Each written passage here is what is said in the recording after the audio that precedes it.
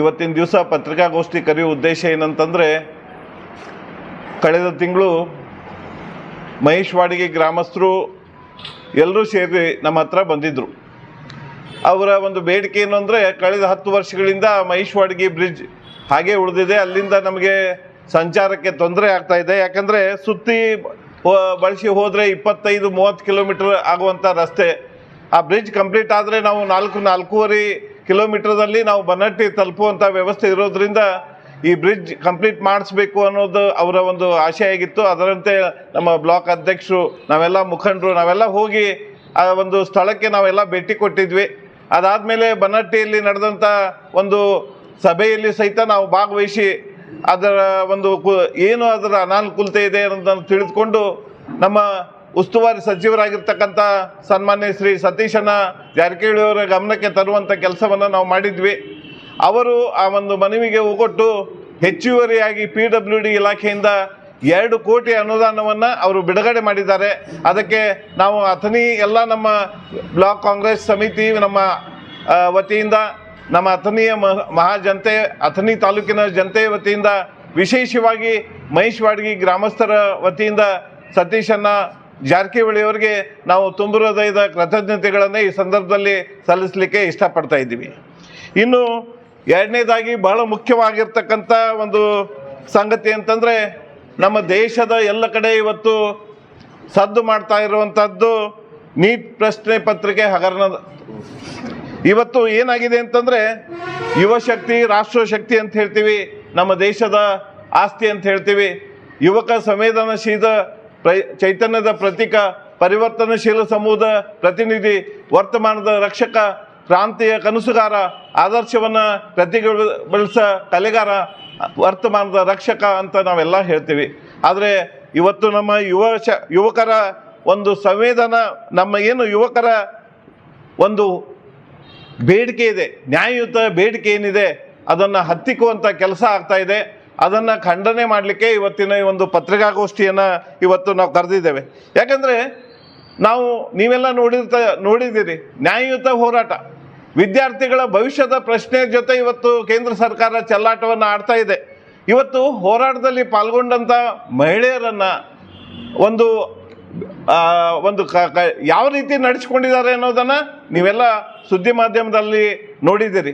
Mumbai police ಪೇದೆ ಒಬ್ಬ ಹೋರಾಟದಲ್ಲಿ ಭಾಗಿಯಾಗಿರ್ತಕ್ಕಂಥ ಯುವಕನಿಗೆ, ನೀನು ಈ ಒಂದು ಹೋರಾಟದಲ್ಲಿ ಭಾಗಿಯಾದರೆ ನಿನ್ನ ಜೇಬ್ನಲ್ಲಿ ಒಂದು ಡ್ರಗ್ಸನ್ನು ಹಾಕಿ ನಿನ್ನ ಆ ಕೇಸ್ನಲ್ಲಿ ಫಿಟ್ ಮಾಡಿ ನಿನ್ನ ಭವಿಷ್ಯವನ್ನೇ ಹಾಳು ಮಾಡ್ತೀನಿ ಅನ್ನುವಂಥ ಒಂದು ಬೆದರಿಕೆ ಒಡ್ಡುವಂಥ ಪ್ರಯತ್ನ ಸಹಿತ ನಡೀತಾ ಇದೆ.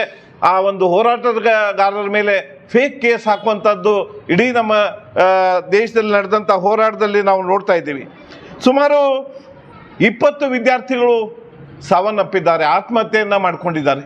ಇದರ ಬಗ್ಗೆ ಸರ್ಕಾರ ಯಾವುದೇ ರೀತಿ ಮಾತನಾಡಲಿಕ್ಕೆ ಸಿದ್ಧ ಇಲ್ಲ. ಇವತ್ತು ವಿದ್ಯಾರ್ಥಿಗಳು ವರ್ಷಗಟ್ಟಲೆ ಶ್ರಮವಹಿಸಿ ಅಪಾರ ಹಣವನ್ನು ಖರ್ಚು ಮಾಡಿ ಅತ್ಯಂತ ತಮ್ಮ ಒಂದು ವರ್ಷ ಪೂರ್ತಿ ಶ್ರಮವಹಿಸಿ ಓದಿದ ನಂತರವೂ ಸಹಿತ ಅವರಿಗೆ ನಿರಾಶೆ ಆಗುವಂಥ ಸಂದರ್ಭವನ್ನು ನಾವು ನೋಡ್ತಾ ಇದ್ದೀವಿ. ಇದರಿಂದ ಪಾಲಕರು ಸಹಿತ ಆತಂಕಗೊಂಡಿದ್ದಾರೆ. ಇವತ್ತು ಸೋನಮ್ ವಾಂಗ್ಚುಕ್ ಮತ್ತು ದೀಪಕ್ ಅವರ ಹೋರಾಟವನ್ನು ಸಹಿತ ಹತ್ತಿಕ್ಕುವಂಥ ಕೆಲಸ ನಡೀತಾ ಇದೆ. ಹೋರಾಟಗಾರರ ಮೇಲೆ ಲಾಠಿ ಚಾರ್ಜನ್ನು ಮಾಡಿದ್ದಾರೆ. ಇವತ್ತು ಪೆಟ್ರೋಲ್ ಗನ್ ಅಂತ ಹೇಳ್ತೀವಿ, ಪೆಟ್ರೋಲ್ ಗನ್ನನ್ನು ಬಳಸುವಂಥದ್ದು ಮಾಡಿದ್ದಾರೆ. ಪೆಟ್ರೋಲ್ ಗನ್ ಬೆಳೆಸೋದ್ರಿಂದ ಅನೇಕ ವಿದ್ಯಾರ್ಥಿಗಳ ಕಣ್ಣಿಗೆ ಹಾನಿಯಾಗಿದೆ. ಇದನ್ನು ಮನಗಂಡು ನಮ್ಮ ನೆಚ್ಚಿನ ನಾಯಕರಾಗಿರ್ತಕ್ಕಂಥ ಸನ್ಮಾನ್ಯ ಶ್ರೀ ರಾಹುಲ್ ಗಾಂಧಿಯವರು ಪ್ರಧಾನಿಯವರ ನಿವಾಸದ ಬಳಿ ಪ್ರತಿಭಟನೆಗೆ ಹೋದಾಗ ಅವರ ಮೇಲೆ ಸಹಿತ ಹಲ್ಲೆ ಮಾಡಿ ಬಂಧನ ಮಾಡಿದ್ದನ್ನು ನಾವು ಅಥಣಿ ನಮ್ಮ ಸಮಸ್ತ ಕಾಂಗ್ರೆಸ್ ಸಮಿತಿ, ನಮ್ಮ ಅಥಣಿ ಮುಖಂಡರ ಪರವಾಗಿ ಖಂಡನೆಯನ್ನು ಮಾಡ್ತೀವಿ. ಆ ವಿದ್ಯಾರ್ಥಿಗಳ ಹೋರಾಟಕ್ಕೆ ನಮ್ಮ ನೆಚ್ಚಿನ ನಾಯಕರಾಗಿರ್ತಕ್ಕಂಥ ರಾಹುಲ್ ಗಾಂಧಿಯವರ ಹೋರಾಟದಲ್ಲಿ ನಾವು ಬೆಂಬಲವನ್ನು ಸೂಚಿಸುತ್ತೇವೆ ಅಂತ ಹೇಳ್ತಾ, ಇವತ್ತು ಆತ್ಮಹತ್ಯೆ ಮಾಡಿಕೊಂಡ ಕುಟುಂಬಕ್ಕೆ 1 ಕೋಟಿ ರೂಪಾಯಿ ಪರಿಹಾರವನ್ನು ನೀಡಬೇಕು ಅಂತ ನಾವು ಆಗ್ರಹ ಮಾಡ್ತೇವೆ. ಅವರು ಪರಿಹಾರ ನೀಡುವುದರಲ್ಲಿ ಆ ವಿದ್ಯಾರ್ಥಿಗಳ ಕುಟುಂಬದ ಮನೆಗಳಿಗೆ ಹೋಗಿ ಸ್ವಾಂತನ ಹೇಳುವಂಥ ಕೆಲಸವನ್ನು ಕೇಂದ್ರ ಸರ್ಕಾರದ ಯಾವುದೇ ಮಂತ್ರಿಗಳು ಸಹಿತ ಇವತ್ತು ಮಾಡಿಲ್ಲ. ಅದಕ್ಕಾಗಿ ಸಹಿತ ಅದನ್ನು ನಾವು ಇವತ್ತು ಖಂಡಿಸ್ತೇವೆ. ಇನ್ನು ಮೂರನೇ ವಿಷಯ ಅಂತಂದರೆ ಇವತ್ತೇನು ಮತದಾರರ ಪಟ್ಟಿ ಪರಿಷ್ಕರಣೆ ನಡೀತಾ ಇದೆ. ಈಗಾಗಲೇ ನಮ್ಮ ಅಥಣಿ ಮತಕ್ಷೇತ್ರದಲ್ಲಿ ನಮ್ಮ ಪಕ್ಷದ ಮುಖಂಡರುಗಳು, ಬ್ಲಾಕ್ ಅಧ್ಯಕ್ಷರುಗಳು, BLOಗಳು ಎಲ್ಲರೂ ನಮ್ಮ ಎಲ್ಲ ಕಾರ್ಯಕರ್ತರು ಶ್ರಮ ವಹಿಸಿ ಆ ಒಂದು ಪ್ರಕ್ರಿಯೆಯಲ್ಲಿ ಸಹಾಯವನ್ನು ಮಾಡೋದ್ರ ಮೂಲಕ ಕೆಲಸವನ್ನು ಮಾಡ್ತಾ ಇದ್ದಾರೆ. ನಮ್ಮ ಅಥಣಿ ಮತಕ್ಷೇತ್ರದಲ್ಲಿ ಒಟ್ಟು 2,43,842 ಮತದಾರರಿದ್ದು ಎಲ್ಲ ಮತದಾರರಿಗೆ ಈಗಾಗಲೇ ಫಾರ್ಮ್ ವಿತರಣೆ ಆಗಿದೆ. ಮುಖ್ಯವಾಗಿ ಇವತ್ತು ನಿನ್ನೆ ಸಾಯಂಕಾಲ 4 ಗಂಟೆವರೆಗೆ 81.67% ಅಂತಂದರೆ ಸುಮಾರು 1,99,148 ಜನರು ಡಿಜಿಟಲೈಸ್ ಆಗಿದೆ ಈಗಾಗಲೇ. ಇವತ್ತು ಏನಾಗಿದೆ ಅಂತಂದರೆ ಸರ್ಕಾರ ಇವತ್ತು 8ನೇ ತಾರೀಕುವರೆಗೂ ಒಂದು ಸಮಯ ಕೊಟ್ಟರು ಸಹಿತ ನಾವು ಅಥಣಿಯ ಎಲ್ಲ ಮತದಾರ ಬಂಧುಗಳಲ್ಲಿ ನಾವು ಎಲ್ಲ ಮುಖಂಡರ ಪರವಾಗಿ ನಾವು ಒಂದು ವಿನಂತಿಯನ್ನು ಮಾಡ್ಕೋತಾ ಇದ್ದೀವಿ ಅಂತಂದರೆ ಅಲ್ಲಿವರೆಗೆ ಕಾಯ್ದೆ ಈಗ ನೀವು ಫಾರ್ಮನ್ನು ಭರ್ತಿ ಮಾಡಿ ಸಂದಾಯ ಮಾಡುವಂಥದ್ದು ಕೆಲಸವನ್ನು ನೀವು ಮಾಡಬೇಕು ಅಂತ ನಾವು ಅಥಣಿಯ ಮತದಾರರಲ್ಲಿ ಕೇಳ್ತೇವೆ. ಯಾಕಂದರೆ ನಮ್ಮ ಮತ ನಮ್ಮ ಹಕ್ಕು ಅನ್ನುವಂಥ ಒಂದು ಅಭಿಯಾನ ನಮ್ಮ ಕಾಂಗ್ರೆಸ್ ಪಕ್ಷ ಈಗಾಗಲೇ ಪ್ರಾರಂಭ ಮಾಡಿದೆ. ಮುಖ್ಯವಾಗಿ ಏನು ಅಂತಂದರೆ 8ನೇ ತಾರೀಕು ಆದಮೇಲೆ ಯಾವುದು ಮ್ಯಾಪಿಂಗ್ ಆಗಿರೋದಿಲ್ಲ, ಮ್ಯಾಪಿಂಗ್ ಆಗದೇ ಇರುವಂಥ ಮತದಾರರಿಗೆ ಕೆಲವೊಂದು ನೋಟಿಸ್ ಬರ್ತದೆ. ನೋಟಿಸ್ ಬಂದಾಗ 11 ಪ್ರಮುಖ ದಾಖಲೆಗಳಲ್ಲಿ ಯಾವುದಾದ್ರೂ ದಾಖಲೆಗಳನ್ನು ಕೇಳ್ತಾರೆ. ಅದಕ್ಕಾಗಿ ನಾನು ಎಲ್ಲ ತಾಲೂಕಿನ ಮತದಾರ ಬಂಧುಗಳಿಗೆ ನಾವೆಲ್ಲ ಕೇಳ್ಕೊಳ್ಳೋದು ಏನಂದರೆ ಈಗಾಗಲೇ ನೀವು ಅದಕ್ಕೆ ಸಂಬಂಧಿಸಿದ ದಾಖಲೆಗಳನ್ನು ನೀವು ತೆಗೆದಿಟ್ಕೊಳ್ಬೇಕು. ಆ ಸಂದರ್ಭದಲ್ಲಿ ನಿಮಗೆ ಅನುಕೂಲ ಆಗ್ತದೆ ಅಂತ ನಮ್ಮದೊಂದು ವಿನಂತಿ. ಸರ್ಕಾರ ಈಗಾಗಲೇ ಶಾಶ್ವತ ವಾಸಸ್ಥಾನ ಪ್ರಮಾಣ ಪತ್ರವನ್ನು ಸ್ಥಳೀಯ ಸಂಸ್ಥೆ ಮಟ್ಟದಲ್ಲಿ ಪುರಸಭೆಯಲ್ಲಿ ಅಲ್ಲಿಯ ಒಂದು ಗ್ರಾಮ ಪಂಚಾಯಿತಿಗಳಲ್ಲಿ ಕೊಡುವಂಥ ವ್ಯವಸ್ಥೆಯನ್ನು ಸರ್ಕಾರ ಮಾಡಿದೆ.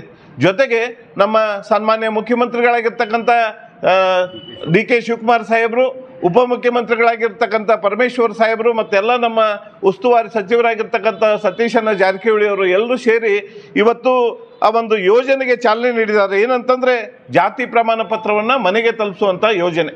ಆ ಯೋಜನೆಯ ಸಹಿತ ಇವತ್ತು ಚಾಲನೆಯಲ್ಲಿದೆ. ಅದಕ್ಕಾಗಿ ಇದರ ಬಗ್ಗೆ ಮತದಾರರು ಹೆಚ್ಚಿನ ಒಂದು ಆಸಕ್ತಿ ವಹಿಸಿ ಆ ಒಂದು ಪ್ರಕ್ರಿಯೆಯಲ್ಲಿ ಪಾಲ್ಗೊಳ್ಬೇಕು. ಇದರ ಬಗ್ಗೆ ಜಾಗೃತಿ ವಹಿಸುವಂಥ ಕೆಲಸವನ್ನು ನಮ್ಮ BLOಗಳು, ನಮ್ಮ ಮುಖಂಡರು, ವಿಶೇಷವಾಗಿ ನಮ್ಮ ಪುರಸಭಾ ಸದಸ್ಯರು, ನಮ್ಮೆಲ್ಲ ನಗರ ಅಧ್ಯಕ್ಷರು, ಬ್ಲಾಕ್ ಅಧ್ಯಕ್ಷರು ಎಲ್ಲರೂ ಸೇರಿ ಮಾಡ್ತಾ ಇದ್ದಾರೆ. ಇನ್ನೂ ಹೆಚ್ಚಿನ ಒಂದು ಸಮಯವನ್ನು ನಮ್ಮೆಲ್ಲ ಮುಖಂಡರು, ಕಾರ್ಯಕರ್ತರು ಇದರಲ್ಲಿ ಪಾಲ್ಗೊಳ್ಳುವ ಮೂಲಕ ಈ ಪ್ರಕ್ರಿಯೆಯನ್ನು ಯಶಸ್ವಿಗೊಳಿಸಲಿಕ್ಕೆ ನಾವೆಲ್ಲ ಮಾಡ್ತೀವಿ ಅಂತ ಹೇಳಿಕೆ ಇಷ್ಟಪಡ್ತಾ ಇದ್ದೀನಿ.